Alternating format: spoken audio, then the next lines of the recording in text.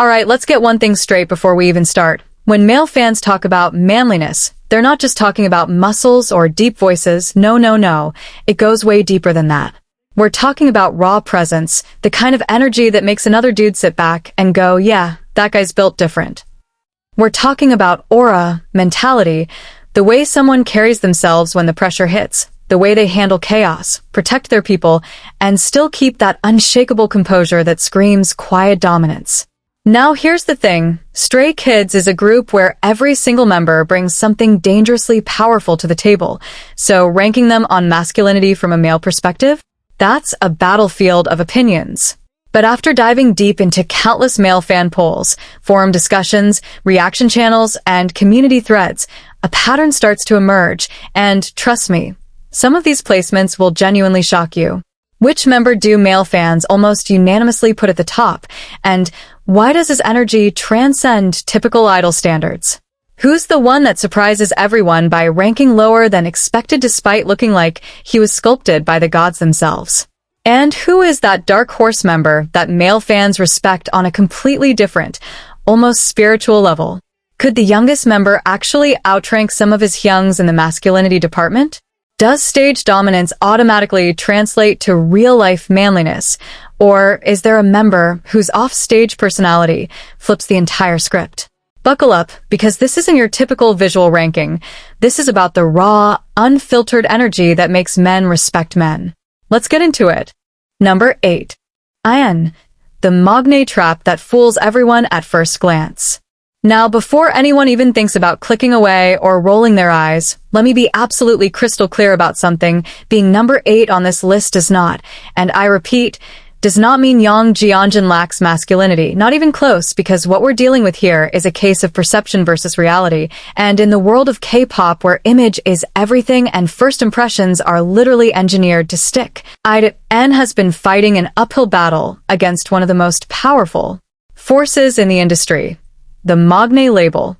Born on February 8, 2001, Hyunjin walked into JYP Entertainment as a trainee who was so young, so fresh-faced, and so undeniably adorable that the entire system, from stylists to variety show editors to fans themselves, immediately locked him into the cute baby of the group box. And let me tell you, once that box closes around you in K-pop, breaking out of it is like trying to escape a maximum security prison with a plastic spoon. Male fans, especially those who've been following Stray Kids since the survival show era back in 2017, will tell you straight up that their initial impression of IN was almost always the same. He's the sweet one, the innocent one, the one you want to protect, the one who smiles and suddenly the room feels warmer. And in a ranking about raw masculinity from a male perspective, that initial image, fair or not, puts him at a disadvantage right out of the gate because men, when they evaluate other men for that quality we loosely call manliness, tend to gravitate toward intensity, edge, danger, and that undeniable "don't mess with me" aura before they even consider the quieter, subtler forms of masculine strength. But here's where it gets genuinely fascinating, and this is the part that male fans who've gone deeper into Stray Kids content will passionately argue about in comment sections at 2 in the morning. IN's transformation over the years is one of the most underrated glow-ups in the entire fourth generation of K-pop, and I'm not just talking about visuals. I'm talking about his entire energy shifting on a fundamental level. If you go back and watch early Stray Kids content, District 9 era, My Pace era, you see a Hyunjin who is genuinely still a teenager finding his footing among 7 older members who are all absurdly talented and absurdly intense in their own ways, and the contrast made him look even softer by comparison. But fast forward to the Maniac era, the Ordinary era, the Lurk Star era, the AT era, and something undeniable has happened. His jawline sharpened like someone literally sculpted it overnight. His vocal tone dropped and gained this gritty, almost raspy texture that surprised even longtime fans. And his stage presence went from cute Maknae doing his best to, I am fully aware of the power I have, and I'm choosing exactly how much of it to unleash. Male fans started noticing this shift particularly during live performances of songs like Maniac and S-Class, where IN's facial expressions during his parts went from bright and eager to this controlled, almost predatory intensity that felt completely different from anything he'd shown before.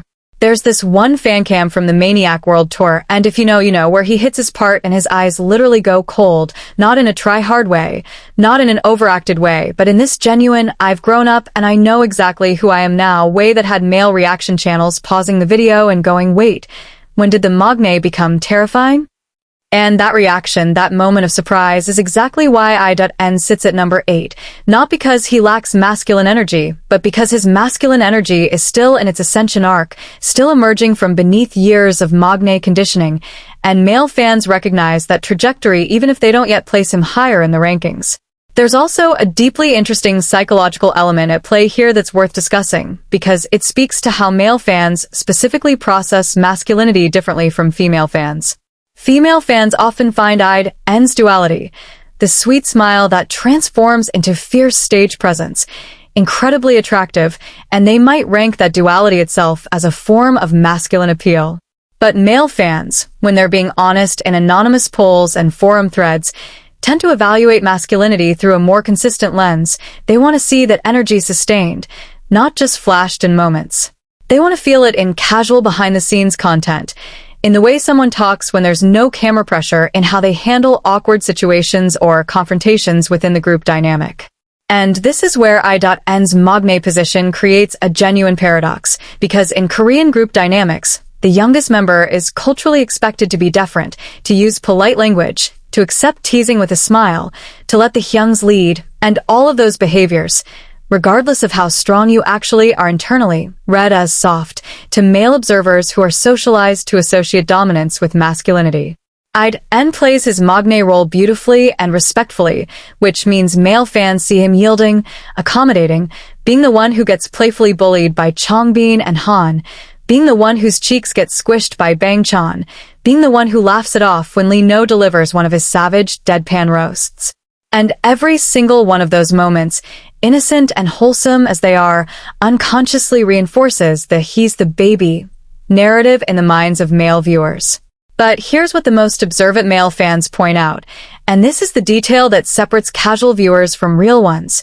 Watch I.N in situations where the group is under actual pressure, not variety show games but real pressure, like during award show preparations, during the survival show eliminations, during moments where the group's future genuinely hung in the balance. And you'll see a Hyunjin who is remarkably composed, remarkably steady, who doesn't crumble or seek reassurance from the older members, but instead quietly handles his own emotions with a maturity that honestly doesn't match his position as the youngest. There's a quiet resilience in him that doesn't scream for attention, and in many ways, that's one of the most genuinely masculine traits a person can have, the ability to stand firm without needing anyone to notice you standing firm. Male fans who recognize this tend to write these long, thoughtful posts about how I.N is underrated in the manliness department, and how his growth trajectory suggests he might completely shatter this ranking in a few years. And honestly, they might be right. But right now, in this moment, based on the aggregate of how male fans currently perceive and rank Stray Kids members in terms of raw masculine energy, Hyunjin holds the number 8 position, not as an insult, not as a dismissal, but as a starting point for a story that's clearly still being written, and if his trajectory continues at this pace, don't be surprised if future rankings tell a very, very different story. The Maknae is growing up, gentlemen, and the day he fully sheds that cute label might be the day this entire list gets flipped upside down. Number 7. Felix.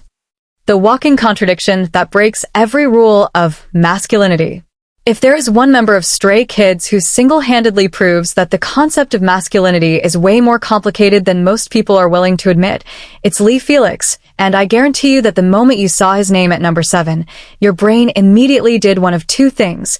Either you nodded and said, yeah, that makes sense given his soft image, or you slammed your fist on the desk and yelled, are you insane? Have you not heard that man's voice? And honestly, both reactions are completely valid, because Felix is, without exaggeration, the most paradoxical human being in the entire K-pop industry when it comes to the masculinity conversation, and that paradox is exactly why his placement on this list generates more heated debate among male fans than almost any other member. Born on September 15, 2000 in Sydney, Australia, Lee Yongbak, his Korean birth name that already sounds like it belongs to a historical warrior general if we're being honest. entered the K-pop world as this bright-eyed, freckle-faced kid with a smile so warm it could literally melt steel, and from day one, the industry looked at him and saw precious sunshine boy, which, to be fair, he absolutely is. But then he opens his mouth to speak, and what comes out is this absurdly deep, resonant, almost otherworldly bass voice that sounds like it was borrowed from a 40-year-old jazz singer who's been smoking cigars and contemplating the meaning of life in a dimly lit lounge for decades, and every single time a new person encounters Felix's voice for the first time, the reaction is universally the same. Complete and utter disbelief followed by an involuntary what? Male fans latch onto this voice almost immediately because, let's be real here, in the male's psychological framework of what registers as masculine, a deep voice is practically top-tier currency. It's one of the most primal, hardwired indicators that the male brain uses to assess another male's presence, and Felix's voice isn't just deep, it's unreasonably deep. It's the kind of deep that makes male reaction YouTubers lean back in their chairs and start reevaluating their entire understanding of this man. And this is where the fascinating tension begins, the tension that ultimately lands Felix at number 7 rather than higher, because while his voice screams raw testosterone-fueled masculinity, almost everything else about his public persona and presentation leans in the completely opposite direction, and male fans, whether they articulate it consciously or not, feel that contradiction pulling them in two directions simultaneously. Felix is the member who bakes elaborate cakes for his members and documents the entire process with the enthusiasm of a wholesome cooking channel host. Felix is the member who uses EGO, that exaggerated cuteness that is a staple of Korean entertainment culture, with such genuine, unironic commitment that it doesn't even feel like a performance. It feels like his actual default setting. Felix is the member who, in behind-the-scenes content, speaks in this soft, gentle, almost whispery tone that is so dramatically different from his deep speaking voice that it creates this surreal audio experience where your brain keeps recalibrating what it's hearing. He's the one who calls fans baby with such tender sincerity that it sounds like a lullaby, the one whose laugh is light and airy and infectious in a way that reads as pure warmth rather than rugged energy, the one who gravitates toward pastel aesthetics, cute plushies, and heartfelt emotional conversations about feelings and gratitude and love. And when male fans are sitting there trying to rank Stray Kids members by masculinity, all of this creates what I call the Felix paradox. They genuinely respect and are almost intimidated by his voice. They acknowledge that his dance skills are absolutely ferocious and that his performance energy during songs like God's Menu, Thunderous, and Maniac is legitimately powerful. But then they watch a single V Live where he's baking brownies while humming softly and talking about how much he misses Stay, and their entire masculine ranking algorithm just short circuits. It's like trying to categorize a lion that purrs louder than it roars. You know the power is there, you've seen flashes of it, but the dominant frequency you experience is the purr, and that purr, as beautiful and beloved as it is, doesn't register as manly in the traditional male fan evaluation framework. Now here's something that deserves deeper examination because it reveals a genuinely important cultural layer to this whole discussion.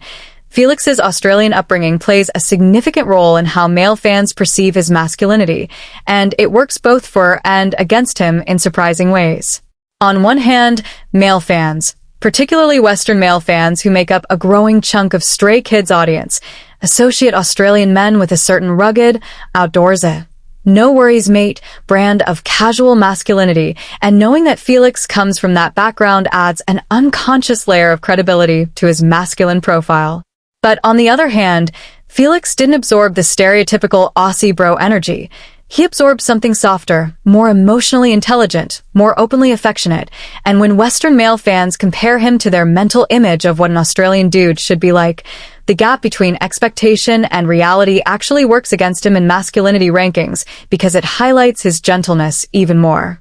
Korean male fans, meanwhile, evaluate Felix through a slightly different lens. They see a Kyopo, a Korean raised abroad, who came back and had to relearn the language and the culture, and while they respect that struggle enormously, the slight awkwardness in his Korean, the way he sometimes searches for words, the way he defaults to English expressions when emotions run high, all of these things subtly position him as someone who is still navigating his identity, rather than someone who has fully settled into a dominant, assured masculine presence. It's not a criticism. It's an observation about how perception works, and perception, unfair as it often is, drives rankings like this one. But let me tell you what male fans do consistently respect about Felix, and what prevents him from being lower on this list. His work ethic and his physical transformation are genuinely jaw-dropping, and when men evaluate other men, effort and dedication are currencies that always hold value. Felix's dance ability isn't cute, it isn't charming, it is brutal in its precision and power, and when you watch him in dance practice videos, particularly the ones where the choreography requires explosive, aggressive movement, you see a completely different person emerge. His body control, his isolation technique, his ability to snap from fluid to sharp in a millisecond, these are things that male dancers and male fans who understand physicality genuinely admire and associate with a form of disciplined masculinity that transcends the cute image. There are entire Reddit threads from male fans who write things like, "I can't call Felix cute anymore after watching that maniac dance practice because that man moves like a weapon," and that sentiment, that grudging acknowledgement that there's a beast hiding behind the sunshine, is consistent across male fan communities worldwide. His physical fitness has also noticeably evolved. Felix has gotten visibly more toned over the years, and while he'll never have the bulky, in-your-face muscle presence of some other members, his lean, dancer's physique carries its own form of masculine energy, the kind that says, "I don't need to be the biggest person in the room because I can outperform everyone in it." Male fans notice this, they respect it, but when it comes time to rank and they're forced to weigh everything, voice, image, behavior, energy, presence, consistency, Felix's overwhelming warmth and softness in everyday interactions ultimately position him at number 7. A placement that says, "We see your power. We hear your voice. We know what you're capable of." But the version of you that we encounter most often is the one baking cakes and calling us baby, and that version, as lovable as it is, doesn't quite stack up against what's coming next on this list. And honestly, Felix would probably hear this ranking, flash that devastating smile, and say something in his earth-shaking bass voice that would make every single person in the room question everything they thought they knew about what manliness even means. That, in itself, might be the most powerful masculine move of all. Number 6. Seungmin. The clean-cut straight shooter that men secretly respect more than they admit. Okay, now this one is going to be interesting because if you ask casual K-pop fans to describe Kim Seungmin in one word, the answers you'll get most often are reliable, stable, consistent, and maybe puppy, and not a single one of those words screams raw, visceral, punch you in the face masculinity, right? And yet here he is at number 6, sitting comfortably above two members who arguably have more dramatic visual duality and more viral, masculine moments caught on camera. And if that confuses you, then you don't yet understand what male fans are actually measuring when they evaluate manliness, because what men see in Seungmin is something that doesn't trend on Twitter, doesn't generate millions of views on TikTok edits, and doesn't get captured in those slow-motion fancam compilations with dramatic music layered over them.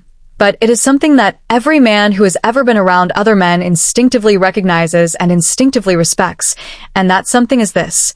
Seungmin is the most psychologically unbothered member of Stray Kids, and in the male evaluation of masculinity, being genuinely, authentically, unshakably unbothered is a superpower that outranks aesthetics, muscles, and deep voices every single time. Born on September 22, 2000, Kim Seungmin entered Stray Kids through the survival show with what can only be described as a quietly stubborn refusal to be anyone other than exactly who he is.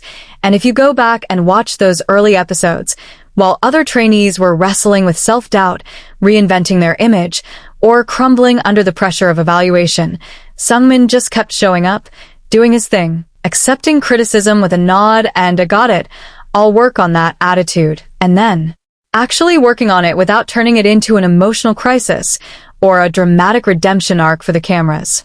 And male fans who watched that, they clocked it immediately. Because here's the thing that most masculinity discussions miss entirely. The flashiest displays of masculine energy are often the ones that mask the most insecurity, while the quietest, most consistent displays are the ones rooted in genuine self-assurance. And Seungmin radiates a type of self-assurance that is so steady, so unremarkable in its consistency, that it almost becomes invisible unless you're specifically looking for it. And male fans, especially those who've matured past the loud, equals strong phase of understanding manhood, are always looking for it.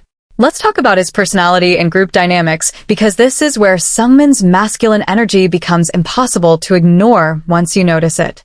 In a group as chaotic, as emotionally intense, and as creatively volatile as Stray Kids, Seungmin operates as this unflappable anchor who says exactly what he thinks with zero sugarcoating, zero performative politeness, and zero fear of the reaction he'll get. And that directness, that raw, unfiltered honesty, is something male fans consistently identify as one of the most masculine traits a person can have. Watch any Stray Kids variety content and pay attention to the moments where something absurd is happening. Han is doing something wildly dramatic. Changbin is flexing for laughs. Felix is melting hearts with Egyo. And in the background, or sometimes right in the foreground, Seungmin is delivering this perfectly timed, deadpan observation that cuts through the chaos like a scalpel. No malice, no cruelty, just pure unvarnished truth served with the casual confidence of someone who doesn't need validation for his opinions. Male fans love this energy. In Reddit threads, in Discord servers, in YouTube comment sections, you'll find male fans writing things like, "Seungmin is the member I'd actually want to hang out with in real life because he feels like a real dude, not a performer playing a character." And that sentiment, that sense that Seungmin is the most normal guy in a group of extraordinary performers, is precisely what earns him masculine credibility in the eyes of men who value authenticity over spectacle. And speaking of real dude energy, we absolutely need to talk about the baseball thing because it is genuinely significant in how male fans perceive Seungmin, and it often gets dismissed as just a cute hobby when it's actually so much more than that. Kim Seungmin is a die-hard, borderline obsessive fan of the Doosan Bears, a KBO League baseball team, and when I say obsessive, I mean this man watches games religiously, knows stats, discusses plays with the analytical depth of a sports commentator, wears his team gear with unashamed pride, and has been spotted at actual games cheering with the intensity of someone who has genuine emotional investment in the outcome. Now, in the world of male social bonding, sports fandom is one of the most universally recognized forms of masculine cultural participation. It doesn't matter what country you're from, what language you speak, or what subculture you belong to. A man who is genuinely passionate about a sports team and can talk about it with knowledge and enthusiasm automatically registers as one of the guys in the male social framework, and Seungmin's baseball passion is so authentic, so deeply embedded in his identity that male fans from Korea, Japan, America, everywhere consistently cite it as one of the reasons they feel a genuine kinship with him. It's not manufactured. It's not a concept pushed by his company's branding team. It's just who he is, and that unmanufactured quality is masculine gold in the eyes of male fans who are constantly navigating a K-pop landscape where everything feels curated and calculated. But let's go deeper, because there's another dimension to Seungmin's masculinity that male fans pick up on, and it has to do with how he handles emotional situations within the group. Stray Kids is famously an emotional group. They cry together. They express love openly. They have those legendary heart-to-heart moments that make fans sob into their pillows at 3 a.m. And in those moments, Seungmin's response pattern is fascinatingly different from the other members. He doesn't resist emotion, he doesn't suppress it in some toxic men don't cry way, but he also doesn't amplify it or perform it. He processes it with this measured, almost analytical calmness that feels like watching someone who has a healthy, mature relationship with his own feelings. When other members are crying, Seungmin might get teary-eyed, but he'll also be the first one to crack a gentle joke to lighten the mood, or to offer a practical word of comfort that acknowledges the pain without drowning in it, and that emotional regulation, that ability to feel deeply without losing structural composure, is something male fans instinctively recognize as a hallmark of masculine emotional intelligence, the kind that doesn't get celebrated enough, but that every man secretly aspires to. There's a particular moment from a fan meeting that circulates in male fan communities where a member was getting emotional about the group's journey, and Seungmin, without making it a big deal, just quietly put his hand on their shoulder, gave a small nod, and kept the flow of the event going. And male fans pointed to that clip and said, "That's it. That's exactly what real masculine support looks like. No dramatics, no scene stealing, just presence and steadiness when someone needs it." His vocal ability also plays into his masculine perception in a way that's subtle but worth examining. Seungmin is Stray Kids' main vocalist alongside Han, and his vocal color is this clean, bright, technically precise instrument that doesn't have the growl of Changbin or the bass of Felix, but what it does have is control, absolute, unwavering, almost mechanical control. And male fans who are musicians or who have any understanding of vocal technique will tell you that the discipline required to maintain that level of consistency night after night, performance after performance, without relying on stylistic tricks or emotional excess, is a form of mental toughness that maps directly onto masculine ideals of discipline and mastery. He doesn't need to scream to be heard. He doesn't need to add unnecessary runs or embellishments to prove his skill. He just delivers, clean and precise, every single time, and in a world that rewards the loudest and the flashiest, choosing to be excellent in a quiet way requires a kind of confidence that male fans find deeply, almost inexplicably, masculine. Now, the reason Seungmin isn't higher on this list despite all of these qualities is relatively straightforward, and it has to do with intensity and physical presence. Two areas where the members above him simply have more to offer from a pure impact when you walk into a room standpoint. Number 5. Hyunjin. The pretty boy curse that hides a beast nobody expected. Alright, we need to have a very honest, very real conversation right now because the moment Hyunjin's name appeared at number 5 and not higher, a certain section of the fanbase probably just combusted, and I completely understand why. This is a man who stands at 179 centimeters of pure visual devastation, whose face has been compared to Renaissance paintings, Greek sculptures, and literally every standard of male beauty that has ever existed across every culture in recorded human history. A man whose jawline could probably cut glass and whose side profile has its own dedicated fan accounts with hundreds of thousands of followers. So how in the world is he only at number 5 in a masculinity ranking? And that question, that very visceral, almost offended reaction, is actually the perfect entry point into one of the most fascinating paradoxes in how male fans evaluate other men, because here's the uncomfortable truth that nobody talks about openly, but every man instinctively understands. In the male psychological framework, there is a complicated, sometimes contradictory relationship between beauty and masculinity, and Hyunjin sits right at the center of that contradiction in a way that no other K-pop idol quite does. Born on March 20th, 2000, Hyunjin was marked as a visual prodigy from the moment he set foot in JYP Entertainment. And when I say visual prodigy, I'm not using that term loosely. This is someone whose pre-debut photos went viral before most people even knew what Stray Kids was. Someone who casting agents and scouts reportedly approached on the street because his face was simply too striking to ignore. Someone who, by the time the survival show aired, was already being discussed in online communities as potentially the most beautiful male idol of his generation. And in the female fan world, that beauty translated directly into power, into influence, into an almost gravitational pull that drew millions of fans into the Stray Kids orbit specifically because of him. But in the male fan world, that same beauty created what I call the pretty boy penalty, an unconscious bias where male observers, even progressive, open-minded ones, instinctively separate beautiful from manly in their mental categorization, placing them on opposite ends of a spectrum that, if we're being intellectually honest, shouldn't even exist as a spectrum at all. Male fans will openly admit this in anonymous forums. They'll write things like, "I know Hyunjin is objectively attractive, but when I think of manliness, he's not the first member that comes to mind, and I can't fully explain why." And that inability to explain it is the explanation, because it's not a rational assessment. It's a deeply ingrained social conditioning that equates masculine attractiveness with ruggedness, roughness, and raw edge rather than with the kind of symmetrical, almost ethereal beauty that Hyunjin possesses. His features are sharp, but they're also delicate. His proportions are perfect, but they're also elegant in a way that reads as graceful, rather than powerful, to the male eye, and his styling throughout Stray Kids' career has often leaned into that beauty rather than against it. Long hair eras, artistic makeup, flowing stage outfits that emphasize his dancer's silhouette. All of which are absolutely stunning from an artistic and visual standpoint, but which further distance him from the rough and rugged, masculine template that male fans unconsciously reference when making these rankings.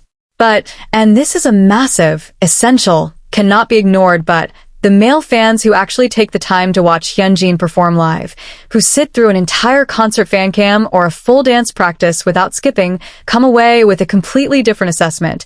And this is where his number 5 placement instead of lower becomes clear. Because Hwang Hyunjin on stage is a fundamentally different organism than Hwang Hyunjin in variety show content, and the version that appears on stage carries a masculine intensity so raw, so overwhelming, so almost violently passionate that it can genuinely make male viewers uncomfortable in the best possible way.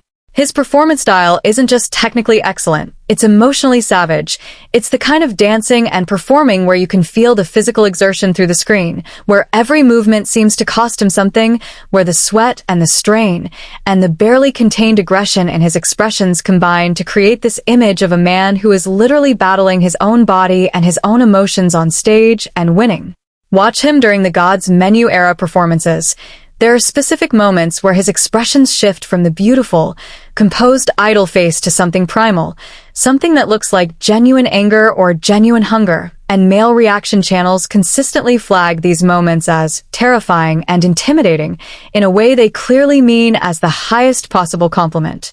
There's a legendary practice room video from the Thunderous era where Hyunjin is executing this particular sequence of movements, and you can see the veins in his neck straining, his jaw clenched so hard you'd think he was trying to crack his own teeth, and the energy he projects in those seconds isn't pretty boy energy, it isn't graceful dancer energy, it is pure, unfiltered warrior energy. And male fans who witness that transformation for the first time almost always have the same reaction. I was wrong about him. And that transformation, that ability to switch between breathtaking beauty and raw, almost frightening intensity, is actually what makes Hyunjin's case so compelling in this masculinity discussion, because the members ranked above him tend to project consistent masculine energy. What you see is what you get. But Hyunjin's masculine energy is hidden beneath layers of artistry and aesthetics and only emerges when the music starts and the stakes feel real, which means male fans have to actively seek it out rather than having it presented to them as a default setting. Let's also discuss his artistic side because it adds a genuinely fascinating dimension to how male fans process his masculinity. Hyunjin is an accomplished painter, not a casual hobbyist who doodles between schedules, but a genuinely skilled visual artist whose paintings have been displayed and whose artistic sensibility influences everything from his stage concepts to his personal style. And in the male evaluation framework, artistic passion is one of those qualities that sits in a complicated gray zone.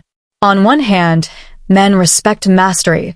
They respect dedication to a craft. They respect the discipline required to develop a genuine skill, and Hyunjin's art checks all of those boxes. But on the other hand, the specific type of artistry, painting, visual expression, aesthetic sensitivity, is culturally coded as sensitive rather than tough in many male social contexts, and that coding, fair or not, influences where male fans place him on the masculinity spectrum. It's the same reason why a man who's a master carpenter might be instinctively perceived as more manly than a man who's a master painter, even though both require equal levels of skill, discipline, and creative intelligence. Society has attached different masculine values to different forms of creation, and Hyunjin's chosen form of creation, while deeply admired, doesn't carry the same masculine weight as, say, producing hard-hitting rap beats or lifting heavy weights. There's also a physical element worth mentioning that male fans discuss frequently, Hyunjin's body type. He's tall, lean, and built like a dancer, which means he has long, elegant limbs and a slim frame rather than the compact, muscular build that male fans typically associate with physical power and dominance. His proportions are genuinely model tier, the kind that make clothes look expensive just by existing on his body, but in the who looks like they could handle themselves in a physical confrontation mental test that men unconsciously run when evaluating other men's masculinity. Hyunjin's build reads as fast and agile rather than powerful and immovable. And in the caveman corner of the male brain that still influences these evaluations more than any of us would like to admit, powerful and immovable wins over fast and agile almost every time.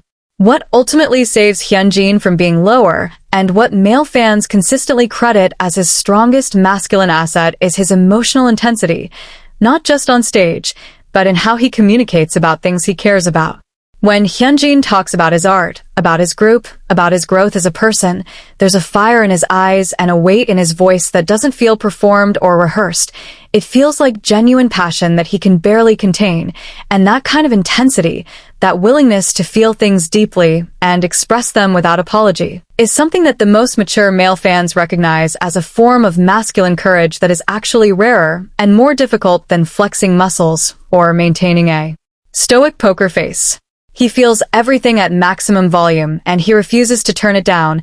And in a world where men are constantly told to moderate, to calm down, to keep it together, Hyunjin's refusal to be anything less than fully, overwhelmingly, almost dangerously passionate about everything he touches is its own form of defiance, its own form of strength. And male fans who understand that put him at number 5 with genuine respect. Not the highest, not where his visual dominance might suggest he belongs, but firmly in the territory of this man has something powerful in him, even if it's wrapped in the most beautiful packaging you've ever seen.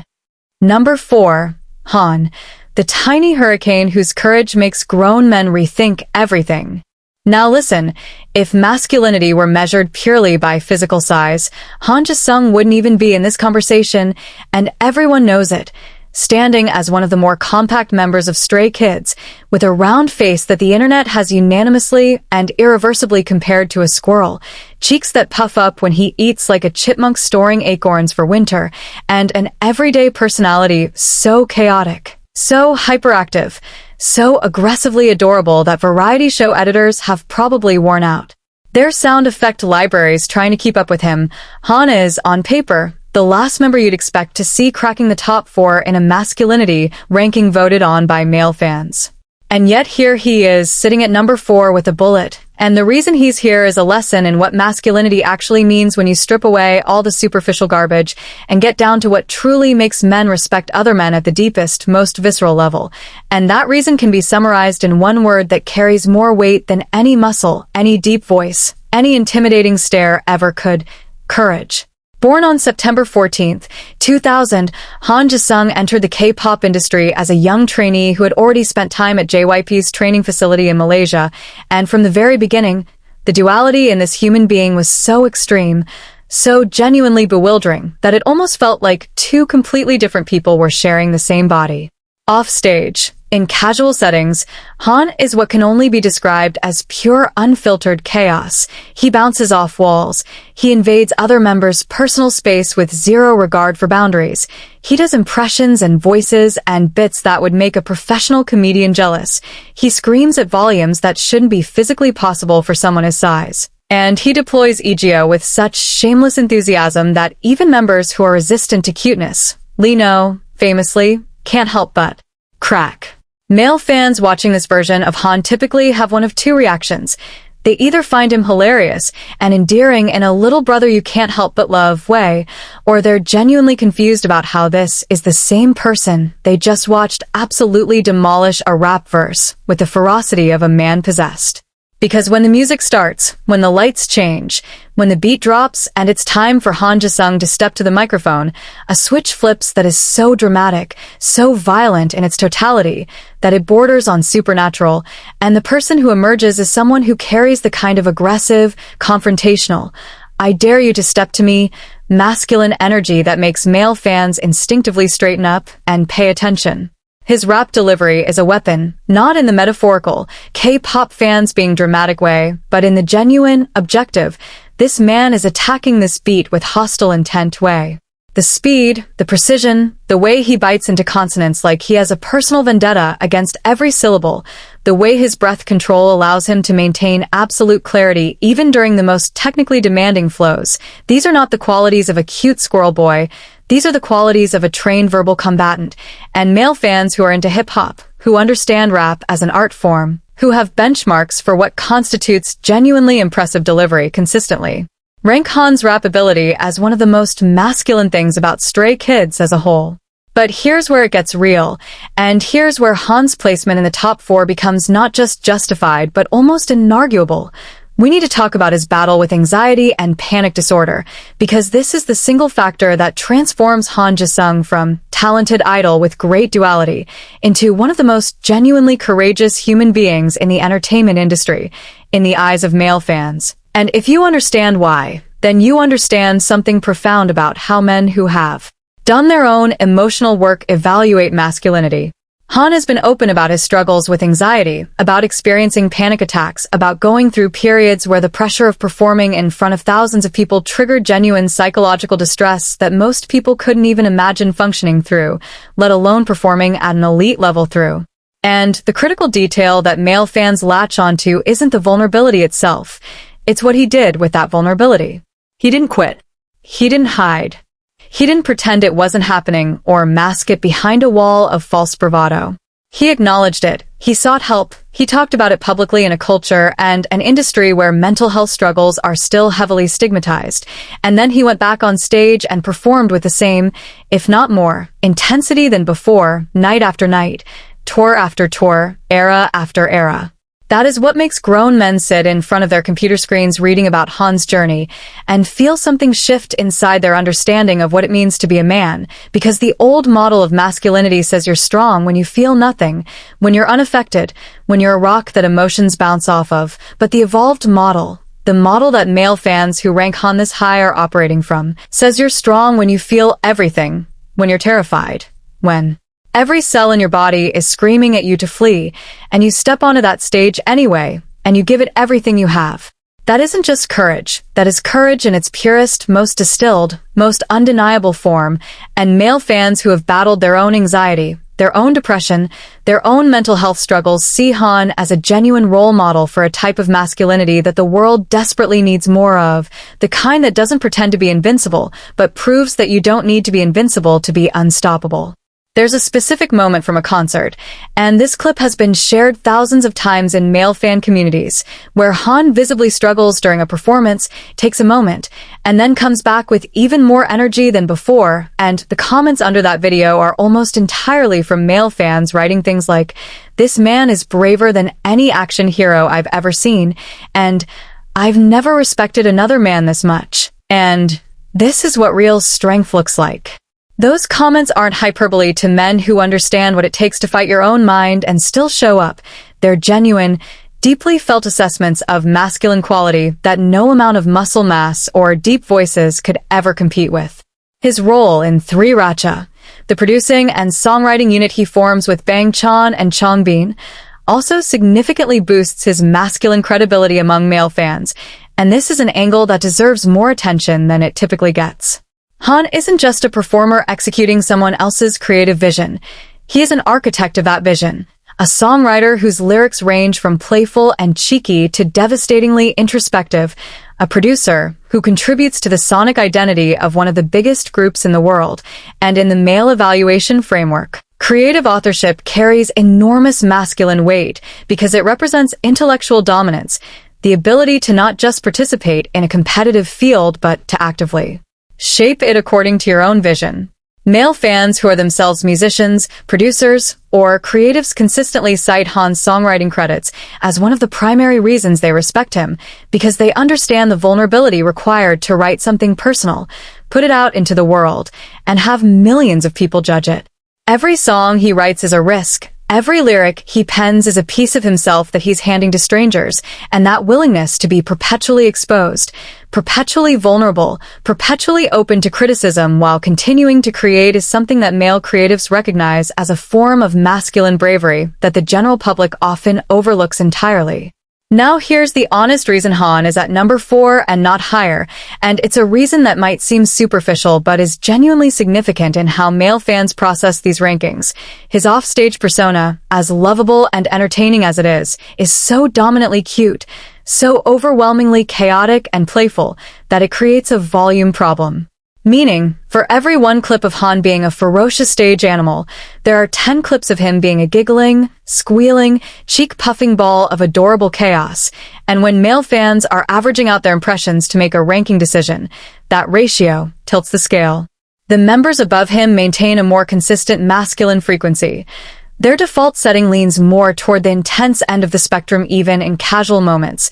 And while Han's duality is more extreme than almost anyone in K-pop, that very extremity means the cute end of his spectrum is so cute that it partially counterbalances the beast end of his spectrum in the minds of male evaluators.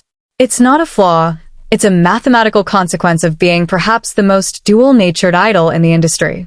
But let no man mistake his placement for a limitation. Han Jae-sung at number 4 is Han Jae-sung earning a position that is built entirely on the foundation of genuine, tested, battle-proven courage, and in the world of masculinity, as understood by men who have genuinely thought about what that word means, there is no higher currency than that.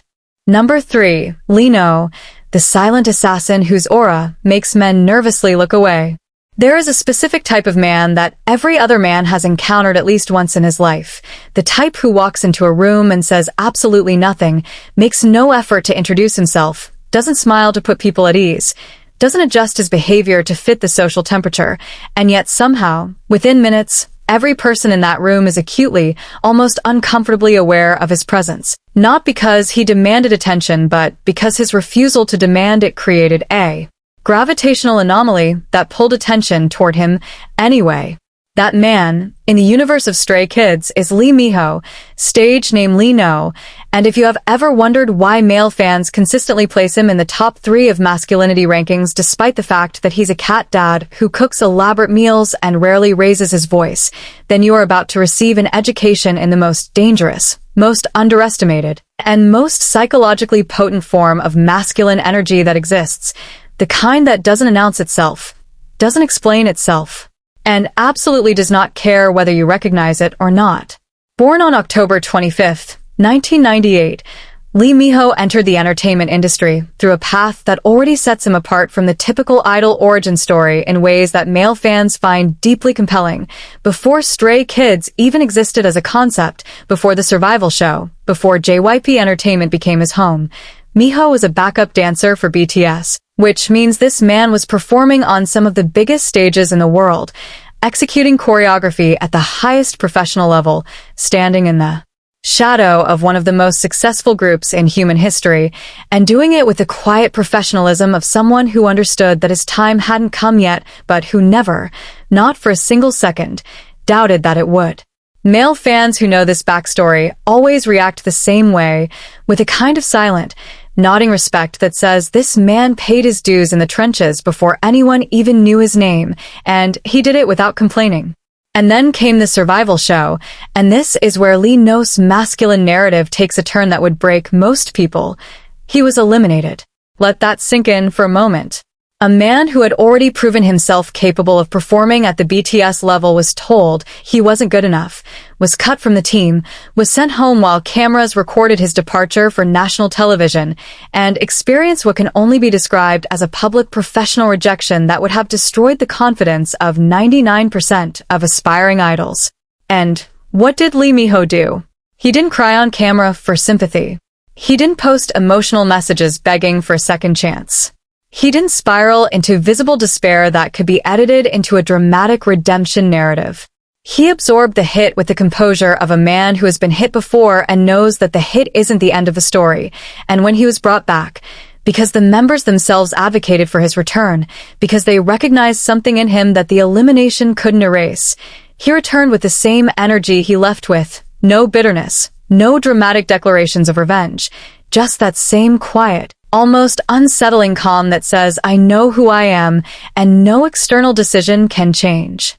That moment, that response to rejection, is the foundational reason male fans rank Lee No's masculinity so high, because in the male evaluation of other men, how you handle failure reveals infinitely more about your character than how you handle success, and Miho handled failure like a man who doesn't derive his identity from outcomes. He derives it from something internal, something immovable, something that success and failure equally cannot touch. Now let's talk about his personality in everyday group dynamics, because this is where Lee No becomes genuinely fascinating from a masculine psychology standpoint, and it's where a lot of people who only casually follow Stray Kids completely misread him. Lee No is savage. Not K-pop idol playfully teasing his members savage. Genuinely, almost ruthlessly, precisely savage in a way that walks the razor-thin line between hilarious and uncomfortable with the confidence of a tightrope walker who's never fallen. His humor is dry. His timing is surgical. His comebacks are the kind that leave the other person blinking and processing for 3 full seconds before they realize they've been verbally dismantled. And he delivers all of this with an expression so neutral, so completely devoid of malice or effort, that it becomes even more devastating. Male fans are obsessed with this energy because it represents a form of social dominance that doesn't rely on volume, aggression, or intimidation. It relies on intelligence and timing, and in the male social hierarchy, the man who can control a room with wit rather than force is the man who other men instinctively defer to because they recognize that his weapon is sharper and harder to defend against. Watch any Stray Kids group content and pay attention to the social dynamics when Lee No speaks. The other members react to his comments with a mixture of laughter, shock, and genuine wariness, as if they know that engaging with him verbally is entering a sparring match they're statistically unlikely to win, and that dynamic, that unspoken acknowledgement from 7 incredibly talented and confident men that this one member operates on a different wavelength of social sharpness, is something male viewers instinctively pick up on and instinctively respect. But here's the layer beneath the savage humor that makes Lee No's masculinity truly three-dimensional and prevents it from being just cold, sarcastic guy: his acts of care. And this is the part that genuinely surprises male fans who initially categorize him as the aloof, detached member, because Lee Miho's love language is acts of service executed with such deliberate understatement that you could miss them entirely if you're not paying close attention. He cooks for his members. Not simple, throw something together cooking, but proper, thoughtful. I know what you like, and I made it for you cooking that requires time, effort, and the kind of consideration that comes from someone who pays attention to the people around him even when he appears not to be paying attention to anything at all. He checks on members in quiet moments, not with big emotional speeches, but with small physical gestures. A hand on the back, a slight adjustment of someone's mic pack, a look across the stage during a performance that communicates volumes without a single word, and male fans who catch these moments consistently cite them as evidence that Lee No's masculinity is of the protector who doesn't want you to know he's protecting you. Variety, which is arguably the most respected archetype in the male psychological framework. His cat dadness, his 3 cats Sunny, Dunji, and Dory, is another element that initially seems like it would work against him in a masculinity ranking, but that male fans have actually integrated into his masculine profile in the most unexpected way. Because the way Lee No talks about and interacts with his cats isn't the ooh soft boy loves his fluffy babies energy that you might expect from a K-pop idol. It's the energy of a man who is genuinely responsible for 3 living creatures, who takes their health and well-being seriously, who has restructured his life around their needs, and who speaks about them with a practical, no-nonsense affection of someone who views caretaking as a natural extension of being a capable adult. Male fans, especially those who are pet owners themselves, read this as domestic competence, as evidence that Miho is the type of man who can take care of things, who doesn't need someone to manage his life for him, who has his world in order, and in the male evaluation framework, self-sufficiency and domestic capability are increasingly recognized as core masculine traits that separate boys from men. His dance ability also factors significantly into his masculine perception, and it functions differently from how Hyunjin's dance ability is perceived because of the stylistic difference between them. Where Hyunjin's dancing is artistic, emotional, and visually stunning, Lee No's dancing is precise, powerful, and almost mechanical in its flawlessness. He executes choreography with a technical perfection that looks almost effortless, and that appearance of effortlessness is key to how male fans perceive his masculine energy, because it implies a level of mastery so complete that what should be difficult has become routine. And mastery expressed as routine is one of the most quietly intimidating things a person can project. Number 2, Changbin, the compact beast who proved size is just a number men hide behind. Let me paint a picture for you. Imagine you're standing in a room full of K-pop idols, tall, lean, model-esque figures sculpted by the industry's obsession with willowy proportions and delicate features. And then from somewhere in the back, a figure pushes through the crowd, and he's not the tallest, he's not the most conventionally striking. He doesn't have the long limbs or the runway-ready proportions that K-pop has conditioned the world to worship, but the moment he steps forward, every single person in that room, male, female, fan, non-fan, it doesn't matter, instinctively takes half a step back because the energy radiating off this man is so dense, so physically concentrated, so overwhelmingly present that it feels like standing too close to a furnace. And that man, that walking nuclear reactor of compressed masculine power, is Changbin, and the fact that he sits at number 2 in this ranking rather than any lower is one of the least controversial placements on this entire list, because when male fans talk about Changbin, they don't debate, they don't argue, they don't hesitate, they just nod with the universal male respect nod and say, that dude is built different, and everyone in the room knows exactly what they mean. Born on August 11, 1999, Changbin arrived at JYP Entertainment with a physical frame that was immediately, obviously, almost comically different from the typical male trainee body type.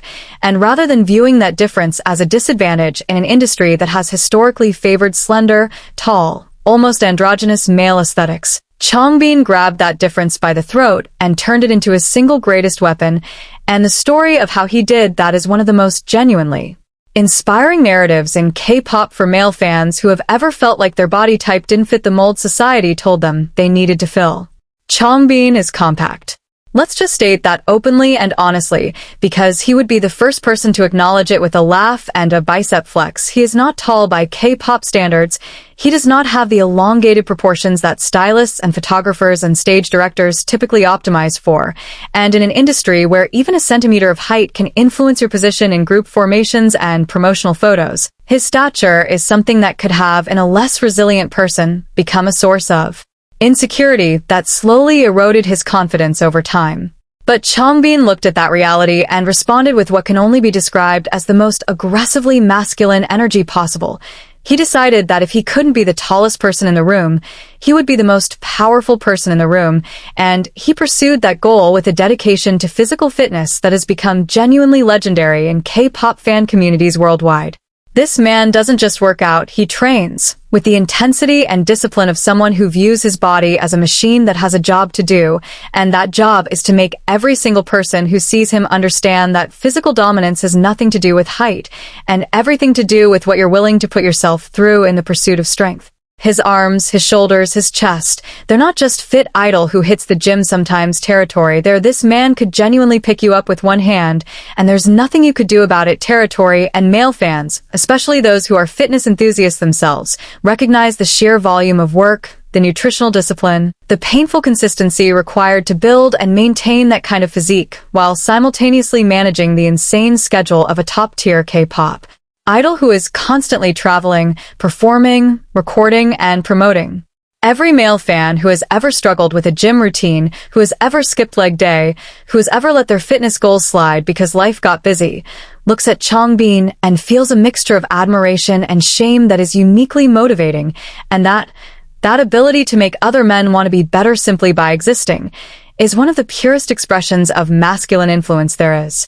But Changbin's masculinity isn't just physical, and this is where his ranking at number 2 becomes truly earned rather than simply awarded based on muscle mass, because his rap ability is where his masculine energy reaches its absolute peak. And male fans who are into hip-hop culture will argue to the death that Changbin possesses one of the most genuinely intimidating rap deliveries, not just in K-pop, but in the broader landscape of Korean hip-hop as a whole. His flow isn't smooth, it's violent. His delivery doesn't glide over beats. It attacks them with the relentless aggression of a man who has something to prove and who chose words as his weapon of choice. The speed, the power, the way he can shift from a controlled, methodical cadence to an explosive, rapid-fire assault in the span of a single bar, the way his voice naturally carries this growling, almost feral quality that sounds like it's being produced by a machine designed specifically for sonic intimidation. These are qualities that male fans who understand rap as a competitive art form evaluate with the same critical eye they'd apply to a boxer's technique or a martial artist's form, and Changbin consistently passes that evaluation with flying colors. There are compilation videos on YouTube titled things like Changbin moments that prove he's the most intimidating rapper in K-pop, and they have millions of views, and the comment sections are dominated by male fans writing things like, "I don't care about K-pop, but this man's flow is genuinely scary, and this is what real rap sounds like. This man would survive in any hip-hop scene on the planet." His role in 3 Racha as a producer and songwriter adds another critical layer to his masculine profile because it demonstrates that his power isn't just performative. It's creative, it's intellectual, it's architectural. Changbin doesn't just deliver other people's words with terrifying conviction. He writes those words himself. He constructs the verses that showcase his ability. He engineers the moments that make audiences gasp, and that level of creative ownership means his masculine energy isn't borrowed or manufactured.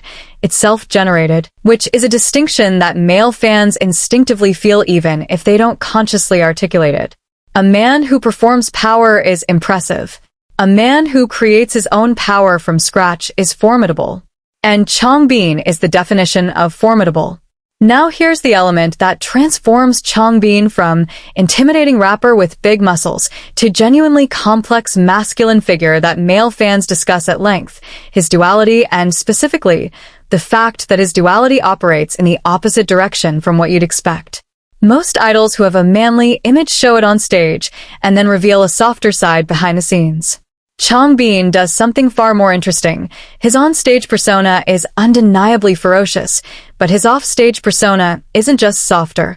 It's aggressively cute in a way that seems designed to personally challenge everything you just assumed about him based on his performance. This man does EGO, not reluctantly, not ironically, not as a variety show obligation, but with a wholehearted, shameless enthusiasm that is so dramatically different from his rap persona that it creates genuine cognitive dissonance in the viewer. He has a character called Binny that is essentially his cute alter ego, and he commits to it with the same intensity that he commits to his hardest rap verses, which means you can watch a clip of Changbin delivering a verse so aggressive it makes your chest vibrate, and then immediately watch a clip of him doing a baby voice and making heart shapes with his hands, and your brain will simply refuse to accept that these are the same human being. And here's the thing that male fans find absolutely fascinating about this. Changbin's willingness to be cute doesn't diminish his masculinity in their eyes. It enhances it because it takes a specific kind of confidence, a specific kind of security in your own identity, to be a man who looks like he could bench press a car and then voluntarily, publicly, without an ounce of self-consciousness, act like the cutest person in the room. That contrast communicates something powerful. It says, I am so secure in my masculinity that I don't need to perform it 24/7. I can be soft when I want to be and hard when I need to be, and neither state threatens the other, because both are genuinely me. Male fans who have done the internal work to understand that rigidity is weakness and flexibility is strength see Changbin as the embodiment of that principle, and they rank him accordingly. So, why number 2 and not number 1? Because there is one member, just one, whose masculine energy operates on a frequency that even Changbin's incredible combination of physical power, rap dominance, creative authorship, and confident vulnerability cannot quite match. A member whose masculinity isn't just perceived by male fans, but is felt on an almost primal, almost spiritual level that transcends the usual metrics and enters territory that is genuinely rare in the entertainment industry. Changbin at number 2 isn't a consolation prize. It's a throne in its own right, a recognition that this man has taken every card he was dealt, every physical limitation the industry might have held against him, every expectation of what a K-pop idol should look like, and shattered them all with nothing but iron will, iron fists, and an iron voice that echoes long after the music stops. Number 1. Bang Chan, the alpha prototype that male fans didn't know they needed until he existed. There was never any real suspense about this one, and if you've been paying attention to every word of this ranking, if you've absorbed the criteria, understood the psychology, and tracked the ascending pattern of masculine qualities that brought us from number 8 to this moment, then you already knew in your gut, in your bones, in that instinctive part of your brain that recognizes leadership before it can even articulate why, that the man standing at the summit of this list could only be one person, and that person is Christopher Bang Chan, the leader, the architect, the emotional backbone, the creative engine, the protector, the standard, the man who male fans across every country, every culture, every age bracket, every walk of life have looked at and said, with a unanimity that is almost eerie in its consistency, that is what a man is supposed to be. Born on October 3, 1997, in Sydney, Australia, Christopher Bang entered JYP Entertainment as a young trainee and then did something that most people in any industry, let alone the brutally competitive K-pop industry, would never survive. He trained for 7 years before debuting. 7 years. Let that number sit in your chest for a moment and let it expand until you feel the full weight of what it represents, because 7 years is not a training period. It is a siege, a prolonged war of attrition against self-doubt, exhaustion, watching other trainees debut before you, watching friends leave the company, watching the years of your youth disappear into practice rooms and vocal lessons and dance rehearsals with no guarantee, absolutely zero guarantee, that any of it would ever pay off. Male fans who learn this detail about Bang Chan's journey almost universally react with the same stunned, almost reverential silence, followed by a single thought that they express in different words, but that always carries the same meaning. This man's patience and perseverance are on a level I'm not sure I could ever reach. And that reaction isn't casual admiration. It's the kind of deep, almost humbling respect that men reserve for other men who have demonstrated a quality that every man aspires to but few genuinely possess: the ability to endure sustained hardship without losing faith in yourself. 7 years of being told, not yet. 7 years of being close but never close enough. 7 years of sacrificing the normal experiences of adolescence and early adulthood, social life, education, freedom, the simple luxury of certainty about your future. And not once, did Bang Chan walk away. And when his moment finally came, he didn't just debut as a member of a group. He debuted as the leader of a group that he literally helped create, because Bang Chan didn't wait for JYP to hand him a team. He actively participated in selecting and advocating for the members who would become stray kids, which means every moment of excellence, every award, every record broken, every stadium filled, every life changed by this group's music traces back to decisions that Bang Chan made and relationships that Bang Chan built during those 7 years in the trenches. Male fans understand the significance of this on a level that goes beyond entertainment. In the male framework of evaluating other men, the man who builds something from nothing, who assembles a team through his own vision and judgment, who takes responsibility not just for his own success but for the success of 7 other human beings, is operating at the highest tier of masculine archetype. The builder, the founder, the one who looks at chaos and creates order, and Bang Chan embodies this archetype so completely that it almost feels like he was engineered in a laboratory to be the perfect case study in leadership-driven masculinity. And speaking of physicality, because we absolutely cannot discuss Bang Chan's masculine ranking without addressing the elephant in the room, or more accurately, the absolute unit in the room. This man's physical transformation over the years has become one of the most referenced and celebrated fitness journeys in the entire K-pop industry, and male fans treat it as nothing short of legendary. Bang Chan is jacked. Not, oh, he's pretty fit for an idol, jacked. Not, he probably does some light weightlifting, jacked. We're talking about a level of muscular development that has spawned entire compilation videos, dedicated fitness analysis threads, and genuine disbelief from personal trainers and bodybuilding enthusiasts who cannot comprehend how a man managing the creative, administrative, and emotional responsibilities of leading one of the world's biggest musical acts simultaneously maintains a physique that looks like it requires 5 hours of daily gym time and a nutritionist on speed dial. His shoulders are broad in a way that makes stylists struggle to find stage outfits that contain them. His arms strain against sleeves that were designed for the average idol's leaner frame. His back, and this is a detail that male fitness enthusiasts specifically obsess over because back development is notoriously one of the hardest areas to build, looks like a topographical map of someone who doesn't just lift weights but lives in the gym with a discipline that borders on athletic professionalism. And the critical detail that elevates Chan's physicality from impressive to masculine gold standard in the eyes of male fans is that he built this body while sleeping 4 or 5 hours a night because he was up until dawn producing music, checking on his members, doing late-night V-Lives to connect with fans, and carrying the emotional weight of being the person everyone in the group turns to when things get hard. He didn't build this body in comfortable conditions with perfect rest and recovery. He built it in the margins, in the stolen hours between responsibilities, with a determination that tells male fans everything they need to know about the kind of man he is, the kind who refuses to let any single aspect of his life be less than excellent, even when the circumstances make excellence nearly impossible. His Chan's room. V-Lives deserve their own discussion because they represent something that is genuinely rare in the male celebrity landscape and that male fans find profoundly, almost unexpectedly moving.